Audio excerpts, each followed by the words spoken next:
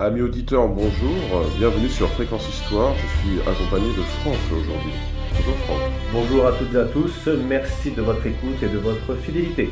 Alors aujourd'hui, pour cette émission date clé, nous revenons sur la date du 20 juin 451. C'est la bataille des champs cataloniques qui oppose une coalition romano-germanique, on pourrait dire, conduite par le généralissime Aetius et l'Empire unique, l'Empire des Huns, conduit naturellement par Attila.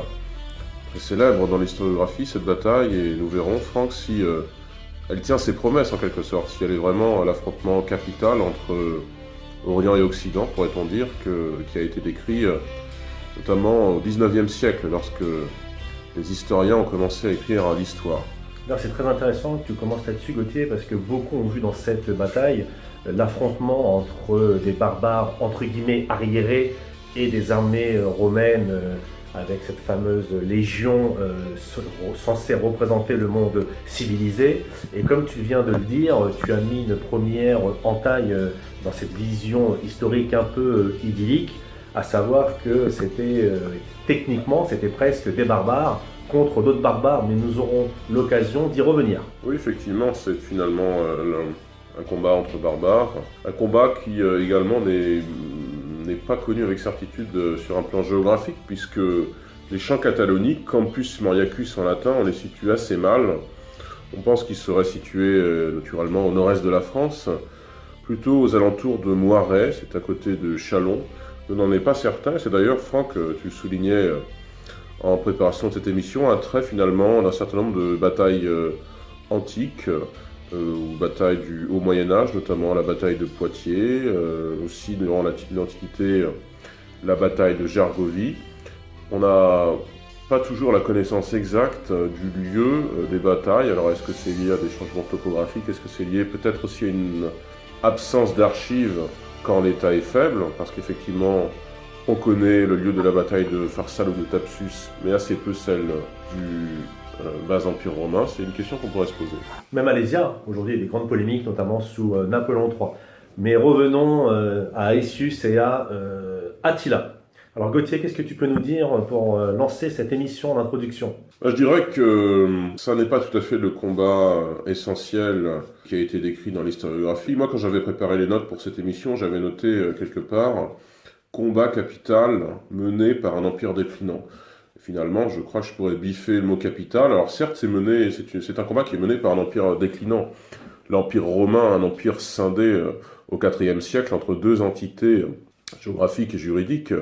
L'empire romain d'Occident, qui est finalement la continuation en plus petit de l'ancien empire romain, de le Principat si vous voulez, et l'empire romain d'Orient qui, lorsque l'empire romain d'Occident va disparaître en 476, donc 25 ans après les événements des champs cataloniques, lors de la déposition de Romulus Augustule, eh bien cet empire romain d'Orient va devenir l'empire byzantin. C'est une toute autre civilisation, plutôt hellénique que romaine. Bref, c'est effectivement un empire déclinant qui mène le combat par le fer d'Aetius, et nous le verrons, des tribus fédérées, d'un certain nombre de tribus barbares fédérées. Mais le combat n'est pas si capital que ça. C'est une défaite d'Attila factuellement, mais c'est une défaite temporaire. Attila ne perd pas la guerre qu'il mène à l'Empire de Rome, puisque eh bien, il continuera à guerroyer ensuite. Alors il meurt très peu de temps après, il meurt à peu près 2 ans après, mais c'est une mort accidentelle. Et Rome n'en a pas fini de patiner en quelque sorte. Rome n'en a pas fini de s'effondrer. C'est pas un effondrement immédiat, mais c'est sur une vingtaine d'années. Rome n'en a pas fini de voir son emprise territoriale s'éroder. Ouais, c'est très intéressant ce que tu dis, parce que plusieurs historiens ont expliqué que c'était difficile de parler de la chute de Rome comme d'un événement qui a eu lieu à un instant T, étant donné que c'est un lent processus. Oui, c'est une vision très cinématographique, la chute de Rome. Pour en revenir à cette bataille des champs cataloniques, comme tu l'as dit, contrairement à ce que l'historiographie officielle laisse penser, et l'image que nous avons tous par les films, et même par l'enseignement, on va dire, historique véhiculé à l'école, cette victoire des armées romaines, composées également de barbares ou de Romains germaniques contre Attila, contrairement à ce qu'elle laisse penser, cette bataille, cette victoire, elle ne marque pas justement la victoire de l'Empire romain face à des barbares arriérés, comme on l'a dit tout à l'heure, mais elle marque en fait en réalité cette victoire des champs cataloniques, c'est plutôt une victoire en fait à la Pyrrhus. Rappelons un peu le contexte. L'Empire romain est très étendu, du Moyen-Orient jusqu'à Londres, on peut dire, schématiquement, même si ensuite les possessions romaines vont se cantonner au nord de la France et à la Belgique.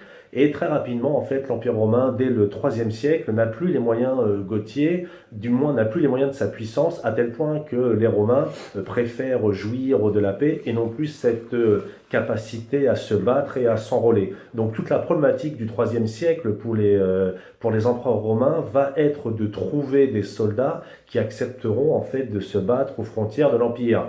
Et à un moment donné, la solution qui va être retenue, ça va être dans un premier temps la fédération, c'est-à-dire c'est d'associer des peuples barbares. On leur dit, écoutez, vous êtes aux frontières, vous dirigez cette partie de territoire, et en échange, vous êtes sous protectorat romain, mais en contrepartie, vous devez défendre l'Empire. Et on va voir que très rapidement, cette stratégie va avoir des limites, parce que les peuples barbares qui combattent sous les aigles romaines n'ont pas envie forcément de servir l'ancien ennemi. Et donc, lorsqu'arrive cette bataille des champs cataloniques, on est face en fait à un empire romain qui est Gauthier d'apparence très puissant, mais en fait c'est un colosse au pied d'argile. Il y a très peu de légions qui arrivent à défendre les limes, hein, les limes, les fameuses frontières. On a des légions qui doivent parcourir parfois 200 à 300 km, elles doivent aller d'un point à l'autre. Et donc en fait cette bataille des champs cataloniques, elle marque vraiment un avant et un après.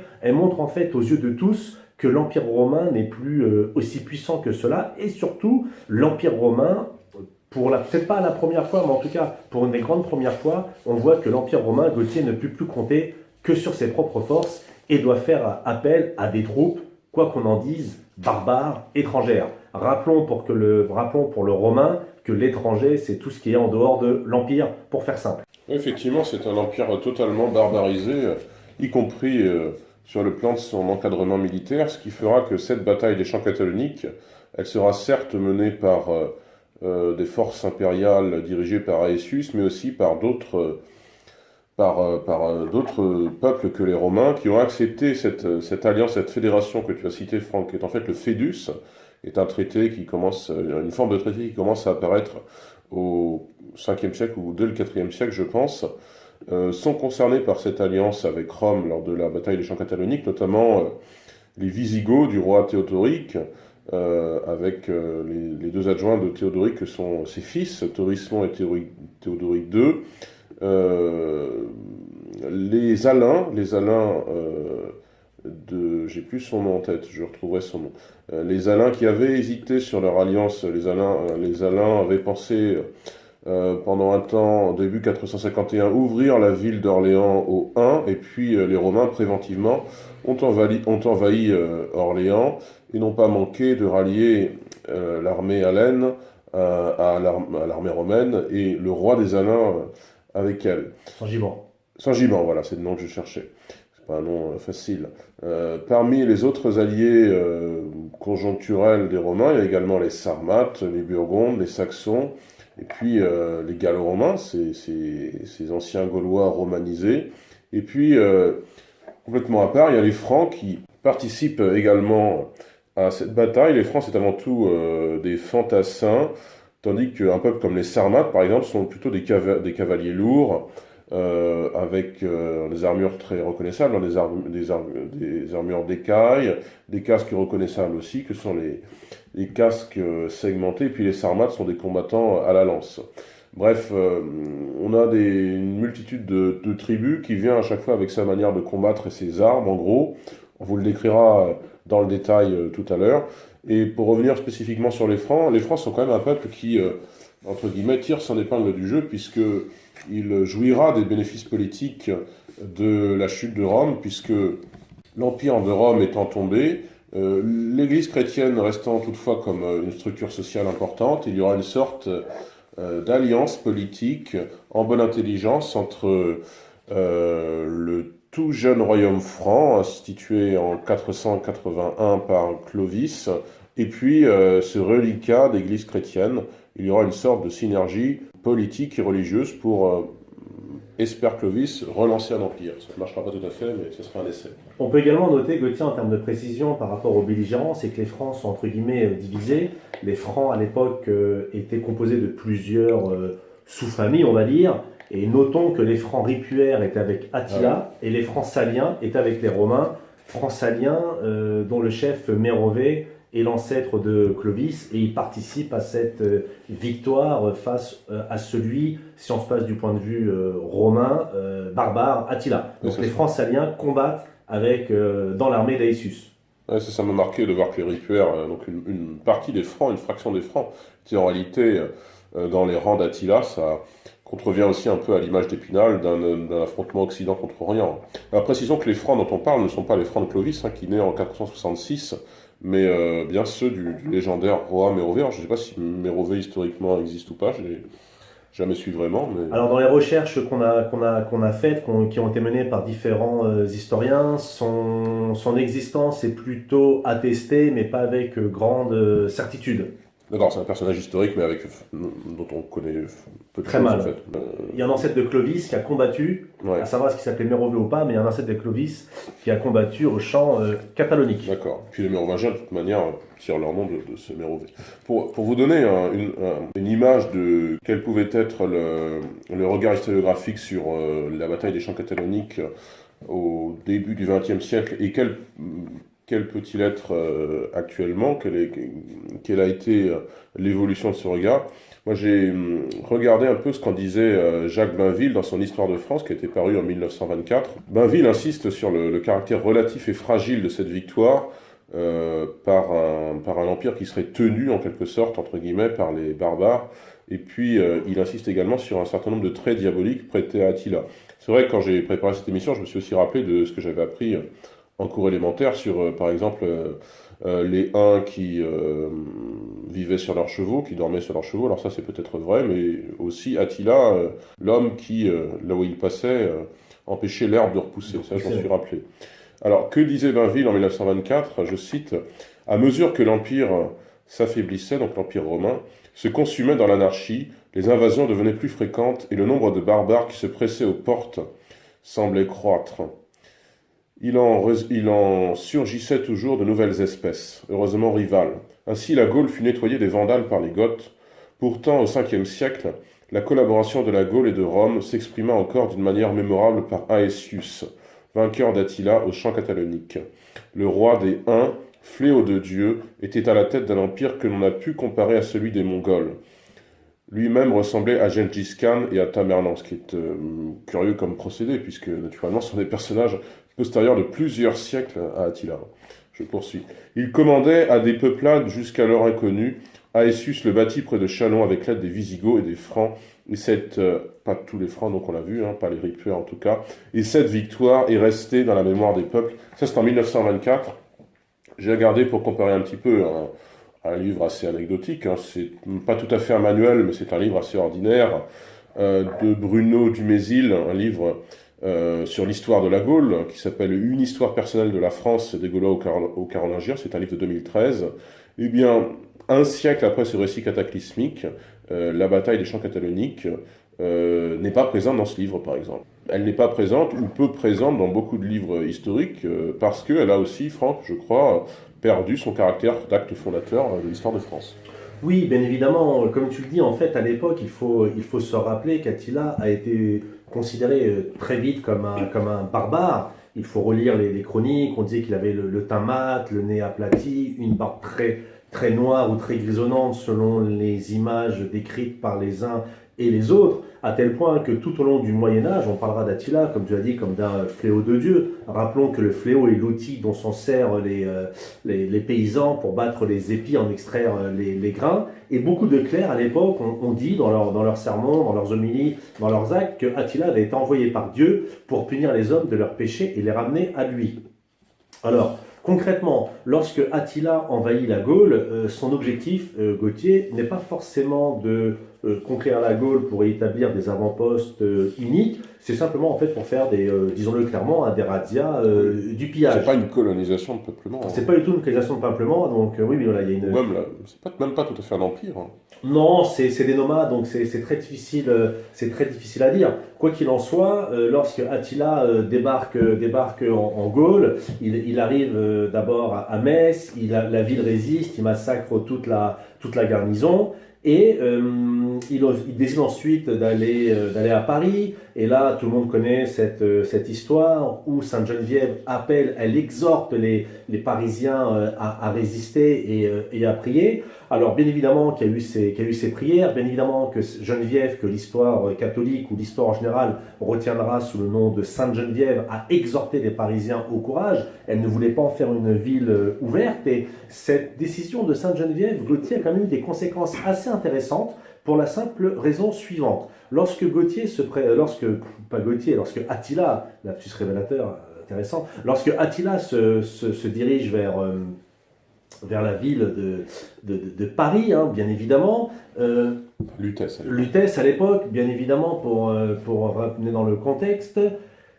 Attila s'attend à voir une ville ouverte dans laquelle il pourra en fait prendre ses quartiers, piller, refaire ses forces. Or, comme je l'ai dit, Geneviève, cette lutétienne, demande aux Parisiens de rester et les force à la résistance. Et lorsqu'Attila arrive aux alentours de Lutèce, il voit donc que la ville elle est fortifiée. Rappelons également qu'aujourd'hui, quand on va à Paris, c'est très facile, mais à l'époque, Paris était vraiment entouré de marécages, de bois, et donc, comme l'armée unique était vraiment composée principalement de cavalerie, c'était très difficile en fait de manœuvrer. Donc en fait, Sainte-Geneviève a eu un impact, on va dire, dans la psychologie pour dire à Attila que les Lutétiens tiennent à résister. Et donc Attila, il avait deux choix, soit risquer un siège alors qu'il n'avait pas les armes de polyarctique pour mener à bien cette opération, soit en fait de redescendre un peu plus bas vers Orléans, puis après Troyes. Au même moment, à Rome, on a peur de voir ce barbare qui joue un rôle trouble. Attila a grandi une partie de sa jeunesse comme otage à la cour de l'empereur en Orient. Il connaît les us et coutumes romaines, donc il connaît les points forts et les points faibles. On a décrit Attila comme un barbare, mais apparemment il parlait plusieurs langues, Gauthier, dont le latin et le grec. Et ce qui est vraiment intéressant, les clins d'œil de l'histoire, c'est qu'Attila en fait va retrouver en face de lui, donc tu l'as dit tout à l'heure, un général romain du nom d'Aetius qui va rentrer dans l'histoire, assez paradoxalement d'ailleurs, disons-le, comme le nom du dernier des Romains.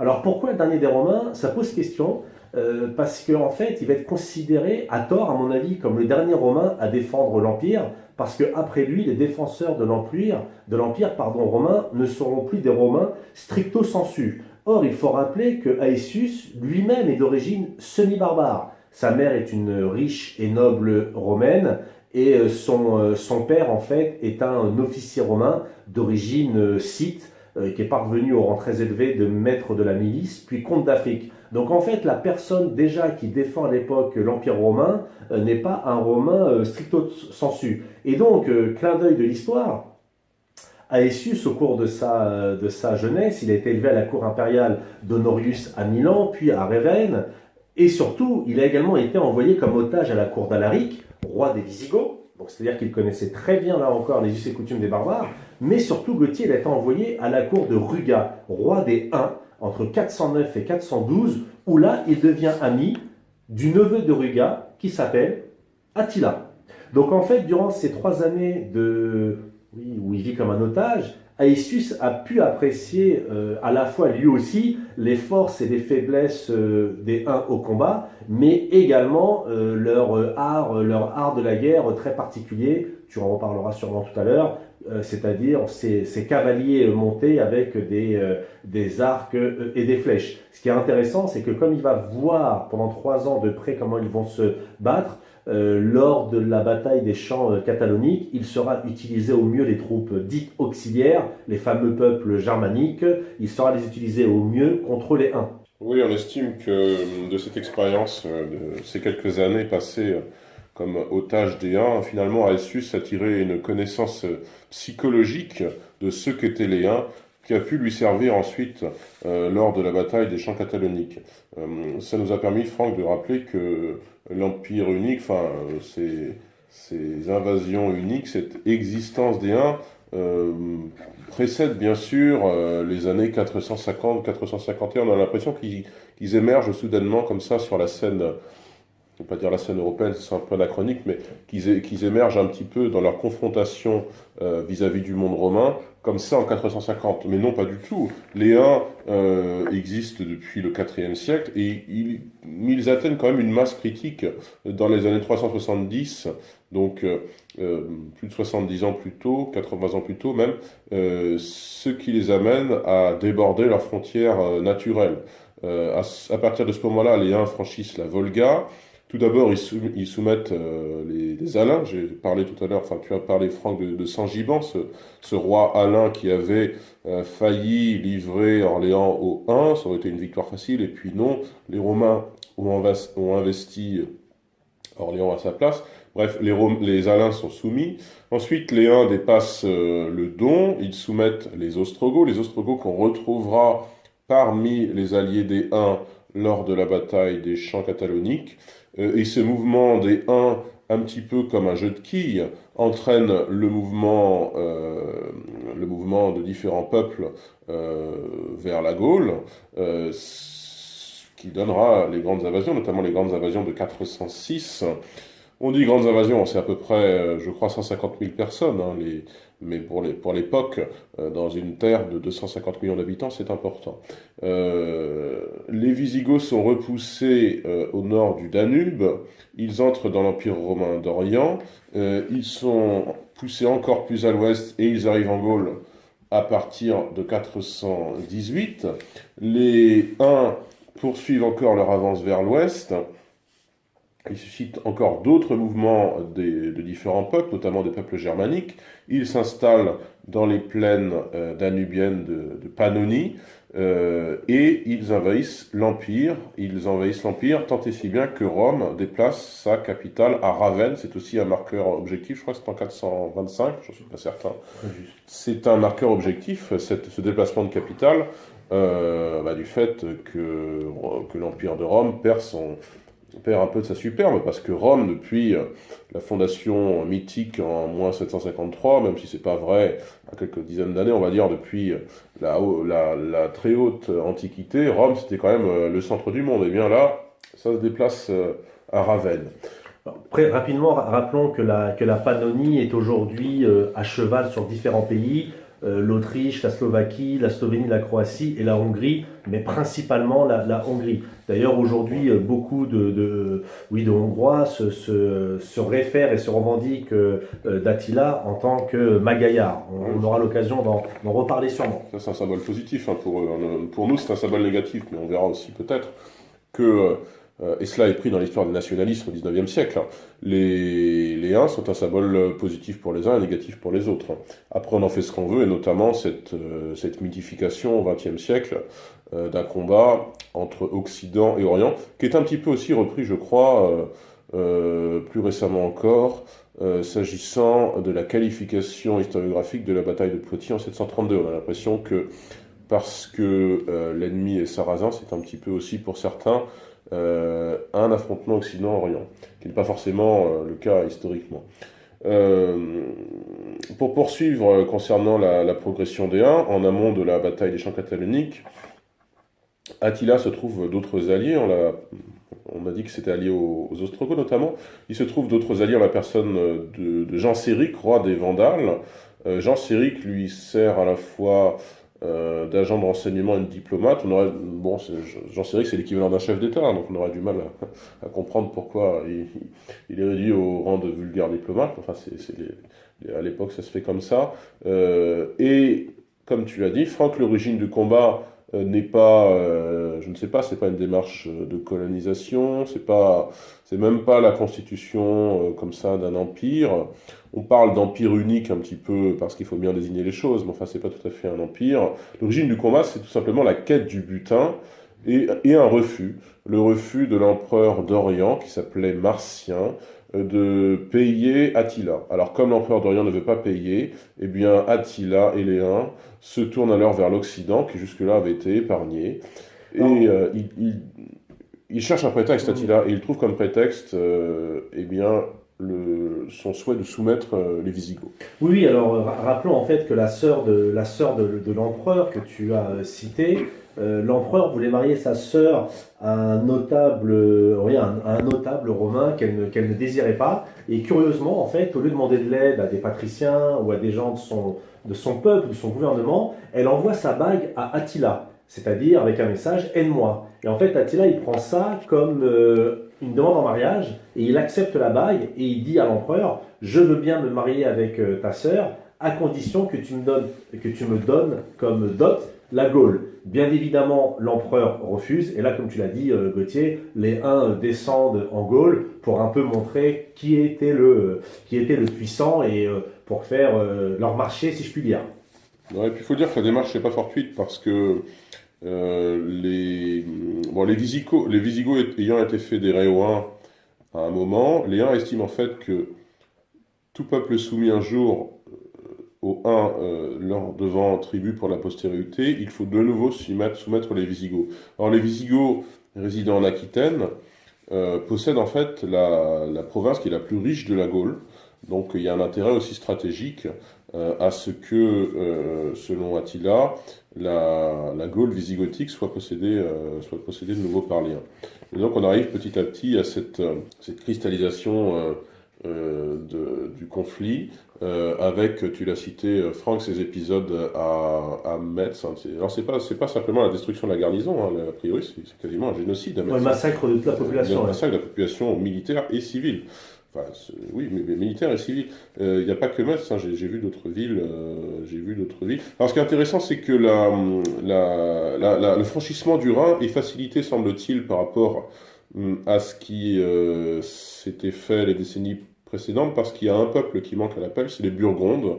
Les Burgondes résistaient ça représentait une sorte de tampon Oui, entre les deux mondes jusque-là, jusque dans les années 430 à peu près. Et puis les Burgondes, dans ces années 430 ayant été quelque peu dispersés, sont partis en Sapodie, qui est une zone montagneuse entre le Jura et les Alpes, ce qui fait qu'il n'y avait pas ce tampon burgonde à la frontière orientale de la Gaule pour peut-être empêcher Attila d'investir complètement ce territoire sous influence romaine.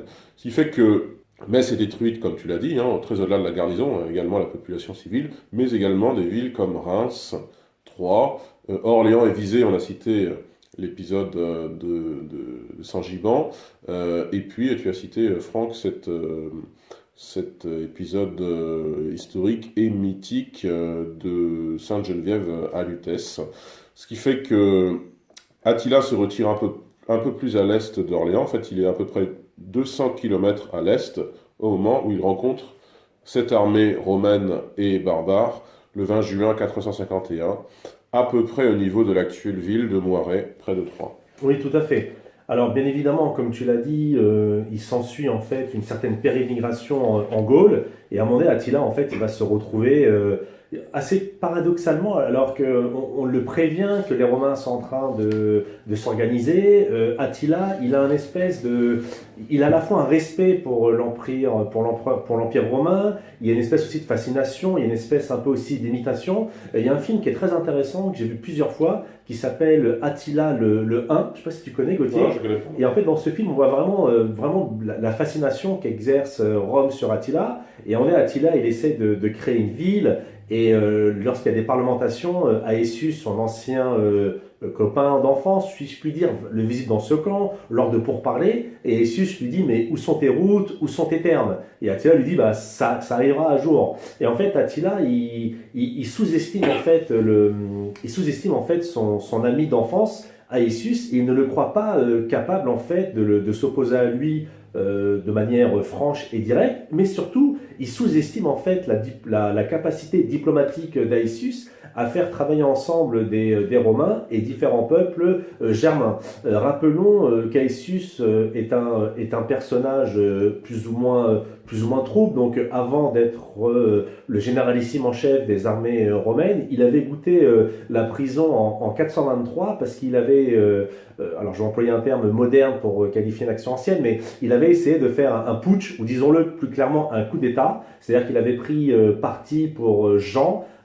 contre l'empereur Théodose. Bien évidemment, cette conjuration va tomber à l'eau et Aetius va connaître les geôles romaines. Alors il va sortir des geôles romaines pour la simple et bonne raison que malgré son côté trouble, les gens connaissent à la fois son origine ethnique, donc c'est un demi-barbare, et les gens savent également qu'il a passé une partie de l'enfance avec les Visigoths et avec les Huns, mais aussi surtout c'est un excellent meneur d'hommes. Et en fait, l'empereur se retrouve face à un dilemme, c'est-à-dire est-ce que je mets un général romain pur, mais qui est incompétent, mais qui est fidèle, ou est-ce que je mets un personnage plus ou moins trouble, qui a comploté dans le passé, qui a des origines barbares, mais qui est en même temps compétent et qui a déjà montré sa compétence et sa capacité à servir l'empereur et l'empire. Et Valentin III ne va pas hésiter à le nommer d'abord général, et puis ça va être un espèce de conseiller officieux. Alors pendant que Attila en fait fait sa petite traversée gauloise, Aetius en fait arrive à regrouper une troupe à la fois de Romains et de barbares romanisés, si je puis dire, et à les intégrer. Et en fait, Aetius, il cherche vraiment le combat, le choc frontal, parce qu'il sait que son armée peut le vaincre. Alors d'où vient cette conviction forte et puissante? On ne peut pas vraiment le savoir. Tout ce qu'on peut dire, c'est que Aetius a vraiment très bien préparé son armée. Il connaît les points faibles des Huns. Il sait aussi que frapper au cœur l'armée d'Attila, le frapper directement, peut considérer un impact psychologique très important. Et donc Aetius va réussir, au nez à la barbe des espions et des émissaires uniques, à constituer une armée au centre-nord de la Gaule, hein, si je puis dire, pour vaincre Attila. Et donc c'est un véritable... il faut quand même se rendre compte de l'époque, les cartes étaient certes précises, mais pas autant précises que maintenant, mais surtout il fallait faire manœuvrer Gauthier des hommes qui ne parlaient pas, dans la majorité des cas, la même langue, mais surtout qui avaient des techniques de combat très différentes. Et le tour de force d'Aetius, en fait, ça va être de faire converger des peuples différents, mais avec un intérêt commun, c'est-à-dire le suivant: abattre la menace qui pèse sur tous, à savoir Attila le Hun. Effectivement, et c'est donc cette bataille dont nous ne connaissons pas le lieu, mais dont nous, paradoxalement, nous connaissons très bien le plan des différentes forces, le plan de bataille. C'est une bataille d'environ 100 000 hommes, hein, toutes forces comprises, avec d'une part ces Huns qui sont au centre du champ de bataille. Ce sont des cavaliers légers, comme on l'a dit. Enfin, on a dit que c'était des cavaliers. Ils sont des cavaliers légers qui agissent notamment avec des arcs, qui tirent sur l'ennemi pour le harceler, et qui, quand l'ennemi est suffisamment affaibli, finissent par le combattre à l'épée. Il faut signaler qu'il y a une certaine forme d'acculturation entre Romains et Huns sur le plan de l'armement, puisque l'équipement des Huns est partiellement romanisé. Ça, c'est parce qu'il y a eu déjà un siècle de contact en préalable.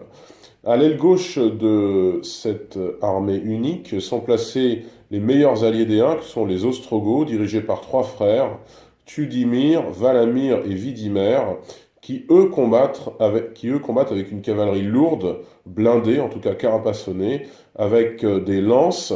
Ça, c'est en première ligne. Dans la seconde ligne, qui est une ligne de réserve, il y a l'infanterie.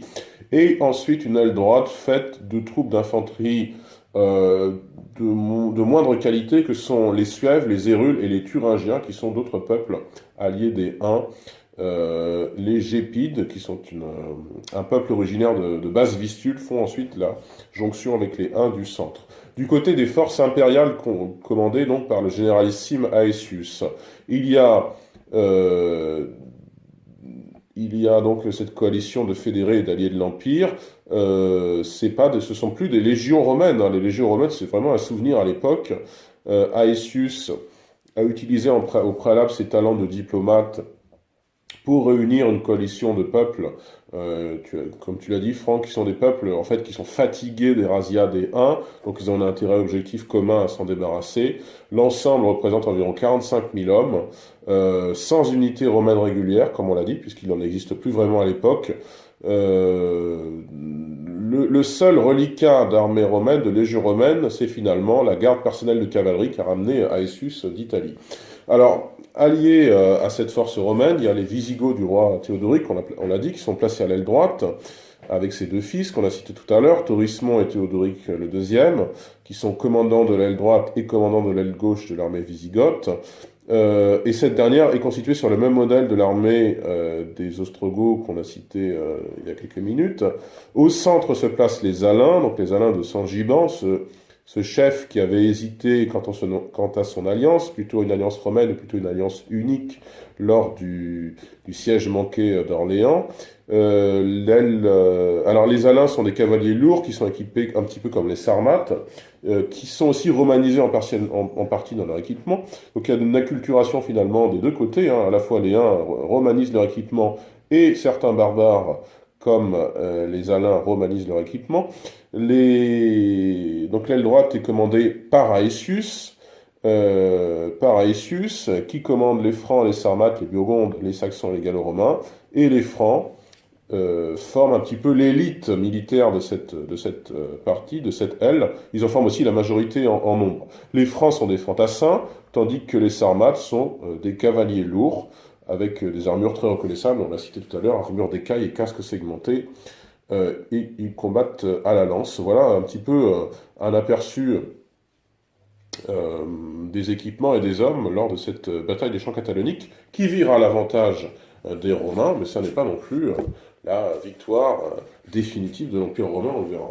Alors, comme tu l'as dit de manière très claire, cette bataille marque certes une défaite d'Attila, mais beaucoup à l'époque ont surtout vu dans la défaite d'Attila une défaite tactique. Donc, comme tu l'as dit, la bataille a commencé le 20 juin 451 pour se finir tard dans la nuit. Et ce qu'on peut également noter, c'est que Aetius, là aussi, il joue un jeu trouble. C'est que les Huns sont à sa merci, mais on l'a dit, une fois que l'ennemi principal est vaincu, Aetius a du mal à tenir ses troupes, dans le sens que chaque troupe, une fois l'ennemi principal vaincu, chaque troupe en fait joue sa propre partition. Les Visigoths jouent leur propre partition parce qu'il y a des problèmes de succession chez eux, donc ils doivent retourner à Toulouse pour définir qui va être le nouveau roi. Les Francs de Mérové jouent également leur partition. Et donc en fait à Rome, l'empereur, il est certes content de cette victoire d'Aetius sur Attila, mais il ne comprend pas pourquoi celui-ci ne détruit pas les Huns. Donc il y a deux raisons. Donc la première, on l'a dite,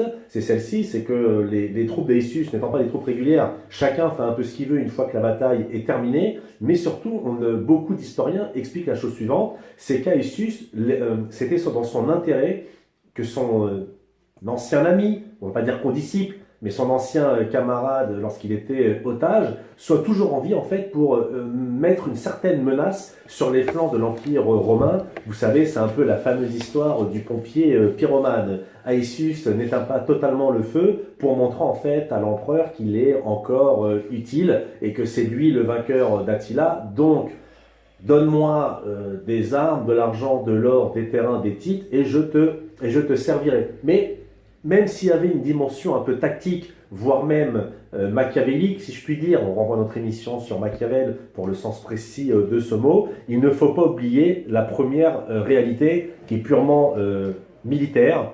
Aetius n'a pas la maîtrise totale des troupes qui le commandent. C'est vraiment très important. Alors certes, Attila a été battu, mais c'est plutôt, comme je le dis, c'est plus une victoire tactique qu'une vraie défaite militaire, en ce sens qu'Attila ne perd pas tant de butin que ça, il perd beaucoup d'hommes, mais il peut rentrer librement dans ces terres de l'Est. On peut également noter que l'année d'après, Attila ne se privera pas, Gauthier, de ravager le nord de l'Italie de manière complètement détendue et joyeuse. en fait, ce que je veux dire avec cet exemple, c'est que les champs cataloniques pour Attila ne sont pas à Stalingrad, pour faire une comparaison, même si c'est toujours hasardeux, ou plus exactement, les champs cataloniques d'Attila ne sont pas le Waterloo d'Attila. Certes, il a subi une défaite, mais c'est pas une défaite totale, c'est pas une défaite complète, c'est une défaite qui le laisse à la tête de ses hommes, c'est une défaite qui le laisse à la tête de son butin, à la tête de ses chariots, à la tête de son armée, et surtout, il est encore assez puissant pour l'année d'après remettre le couvert, si je puis dire, pour refaire une fameuse descente en Italie et garnir les caisses uniques qui devaient être vides. Parce que l'intérêt d'Attila d'avoir de l'argent, c'était la capacité qu'il avait justement à pouvoir payer ses nombreux vassaux. Oui, déjà, Attila ne meurt pas au combat, alors qu'il y avait quand même dans ces combats, il y avait quand même dans ces combats la réalité parfois de la mort des chefs militaires, hein, et y compris du côté romain. Moi, je pense à un empereur comme Vitellius, qui est un des empereurs de cette fameuse année des 4 empereurs en 69. Il me semble que Vitellius meurt au combat de sa volonté d'accéder au pouvoir après le suicide de Néron, quand le sort n'en est pas jeté et que différents empereurs s'affrontent. Il y a parfois des morts violentes sur le champ de bataille. Ça n'est pas le cas pour Attila, qui survit, qui effectivement continue à guerroyer. Effectivement, Franck, qui part en Italie, puisque Attila prend Aquilée en 452, qu'il marche sur Rome, il essaye de rançonner Rome en s'adressant au pape, Léon, et ce dernier, on ne sait pas trop comment, historiquement, on ne sait pas. Il sort de sa ville, apparemment avec les bannières, ils ont une discussion et Attila fait demi-tour. Ah oui, ça c'est la légende, et peut-être le fait historique, mais c'est ce qu'on dit, effectivement. En tout cas, Attila s'en détourne, effectivement. Il faut vraiment comprendre que la bataille des champs cataloniques a été du moins assez importante à l'époque, voire plus, parce qu'elle a montré en fait un changement fondamental dans le rapport en fait entre les peuples soumis vis-à-vis de Rome. Donc comme on l'a dit, ça marque au grand jour que Rome n'est plus aussi puissante, ça marque au grand jour que Rome, on le savait depuis bien longtemps, mais là c'est vraiment marquant que Rome n'a plus d'armée régulière instituée, installée, et puis un exemple, Mérové, roi des Francs-Saliens, est reconnu comme roi de la Gaule belgique, comme on disait à l'époque, en paiement de ses services. Donc les Romains sont obligés de payer des barbares pour qu'ils servent dans l'armée romaine. Et ça va beaucoup plus loin, parce que là, c'est plus une question de fédus ou de fédérés, c'est vraiment, en fait, c'est même plus que du mercenariat, c'est vraiment un marché, c'est-à-dire tu m'aides et je te donne une terre. Et ça va être un élément assez marquant dans les peuples qui subissent à l'époque le joug romain ou qui attendent depuis des années d'attaquer Rome. Les gens voient bien que Rome n'est plus ce colosse très fort, mais au contraire, ce n'est qu'une proie à saisir. Et à partir de cet instant, les Francs imposent graduellement leur domination sur toute la Gaule pour les 3 siècles à venir. On peut également citer Gondioque, chef des Burgondes, dont le royaume outre-Rhin avait été mis à sac 20 ans plus tôt par les Romains. Et ben là, grâce à son impact, il se taille un royaume en Bourgogne. On peut dire également qu'à l'époque, il ne reste qu'un Romain en Gaule qui est entouré de rois barbares, il reste qu'un patricien romain, c'est Sigréus. Donc en fait, cette bataille des champs cataloniques, elle marque à la fois un chant du cygne pour l'armée romaine et également elle montre qu'Attila n'est plus aussi invincible. Oui, alors ceci étant, il y a 2 paradoxes qui suivent la mort je fais un lapsus, qui suivent les champs cataloniques. C'est une double mort, en fait, celle des 2 acteurs de ce combat. L'empire d'Attila ne survit pas, en fait, à Attila. Or, Attila meurt accidentellement en 453, 2 années après 2 années après la bataille. Son empire se désagrège très rapidement en quelques mois. Il y a un autre acteur qui meurt, c'est Aetius lui-même, puisque craignant en ce général ambitieux, l'empereur Valentinien III l'égorge de sa main. Il le tue de sa propre main. Et il y a une sorte de loi du talion, puisque les partisans d'Aetius assassinent ensuite l'empereur Valentinien. On est, je crois, en 455. Alors naturellement, cette double mort d'Aetius et de Valentinien fragilise un empire qui était pourtant vainqueur des Huns. Il s'ensuit 20 années de dirigeants fantoches et d'un pouvoir faible. C'est un contexte qui favorise naturellement l'extension, tu l'as dit, Franck, des domaines barbares, dont ceux des anciens alliés d'Aesius qui de fait s'émancipent, les Visigoths, les Francs. On a aussi le même type de phénomène en Bretagne, enfin la Bretagne de l'époque, hein, c'est-à-dire l'actuelle Angleterre, cette partie qui est romanisée jusqu'à Londinium à peu près, pas l'Écosse. Hein. En Bretagne, les Scots et les Pictes éliminent définitivement les Romains, alors que ceux-ci avaient en quelque sorte repris du terrain, ils avaient restauré leur présence en 418, et bien là ils sont éliminés définitivement. Il faut dire qu'Aesius avait été sollicité vers 454 à peu près, mais il n'avait pas eu le temps de les sauver puisque eh bien, il était mort quelques mois plus tard. Et la conflagration va s'accélérer à la même époque, puisqu'Aesius ne peut pas sauver les Romains de Bretagne. Les Romains de Bretagne font appel à des fédérés, les Saxons. Alors les Saxons combattent pour les Romains, mais ensuite ils se révoltent contre les Romains, tandis que de nouveaux envahisseurs, qui sont les Jutes et les Angles, envahissent l'île au niveau du Kent. Donc il y a une totale désagrégation de la présence romaine en Bretagne, puisque on passe d'une situation en 452 où Rome est présent en Bretagne à une situation où Rome fait appel à des fédérés qui eux-mêmes se révoltent et des peuplades externes, les Angles et les Jutes, profitent de ce désordre pour eux-mêmes essayer de dominer sur l'île avec cette invasion.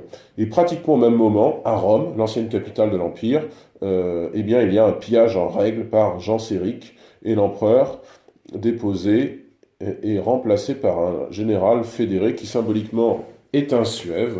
C'est plus du tout un Romain, c'est Ricimer.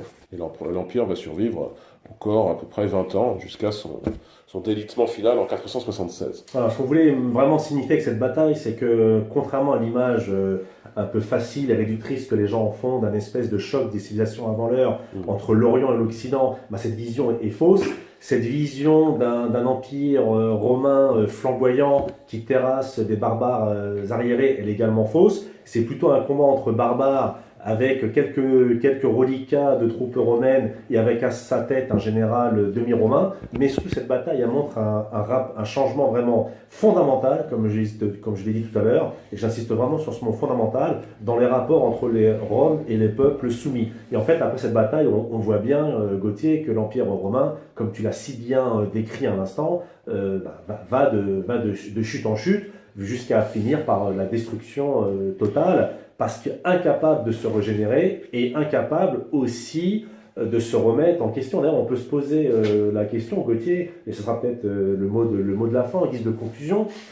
Comment se fait-il que l'Empire d'Occident n'a pas réussi à trouver les ressources pour se maintenir, alors que l'Empire d'Orient, qui lui aussi était menacé par différentes je ne vais pas dire peuplade, mais par différentes invasions, différentes coalitions, lui a su résister pendant encore quasiment 700 ans. C'est une question qui mérite d'être posée. Je suppose qu'il y a en partie lié à la composition ethnique de l'Empire, hein, sans faire excessivement une analyse ethniciste. Et il est vrai que la composition ethnique de l'Empire était beaucoup plus multiforme et qu'il n'y avait plus du tout d'unité ethnique et surtout ethno-culturelle dans ce qui était devenu l'Empire romain d'Occident. Et puis lorsqu'on analyse ce déclin sur le plan de l'anecdote, il est assez frappant de constater que, alors déjà les empereurs des 20 ou 30 dernières années se succèdent, hein, quasiment une fois, c'est quasiment un empereur par an, et puis c'est amusant de voir quels sont leurs noms. On a un empereur comme, je crois que c'est vers 450, un empereur comme Olybrius. Qu'est-ce qu'un Olybrius maintenant, sinon quelqu'un qui est perçu comme quelque chose de fantaisiste ou d'un peu fou. Cet aspect de folie vient en fait du nom de cet empereur de l'Empire tardif. Et puis le tout dernier empereur de Rome donne le ton en quelque sorte, puisqu'il s'appelle Romulus Augustule, c'est-à-dire qu'il essaye de se référer à la plus ancienne tradition romaine, celle de Romulus et Rémus, allaité par la Louve au 8e siècle avant Jésus-Christ. Ce sont les fondateurs légendaires de Rome, et en même temps, il essaye de se placer sous le patronage d'Auguste, le princeps, premier empereur de Rome, Mais il le fait maladroitement, puisque Augustule, ça veut aussi dire petit Auguste, hein. On voit qu'il n'a pas du tout, y compris dans son nom, la carrure des anciens empereurs, des, Le premier siècle, tout ouais, simplement. des premiers siècles, des Trajan, des Auguste, des Tibère, des Claude, etc. Il n'en a plus du tout la carrure. Ces différents empereurs sont totalement oubliés, hein, maintenant. Et grosso modo, après cette phase que tu as citée au IIIe siècle, qui s'appelle l'anarchie militaire, il n'y aura plus de grandeur romaine en Occident, hormis l'épisode de la tétrarchie à partir des années 280, lorsqu'il y aura 4 empereurs pour refortifier en quelque sorte l'assise politique de Rome en Orient et en Occident. Mais globalement, c'est une désagrégation quasiment sans pause, hein. Au IIIe siècle, au IVe siècle, les empereurs suivants sont un petit peu passés à la trappe. Voilà, personnellement, je ne saurais pas dire précisément, par exemple, à part ceux qu'on a cités, Valentin III, Olybrius, Romulus, Augustule, je ne saurais pas dire de noms d'empereurs du 5e siècle, quoi. Bon, ce sont des personnages mineurs, quoi. Oui, donc cette bataille des champs cataloniques marque vraiment un avant et un après.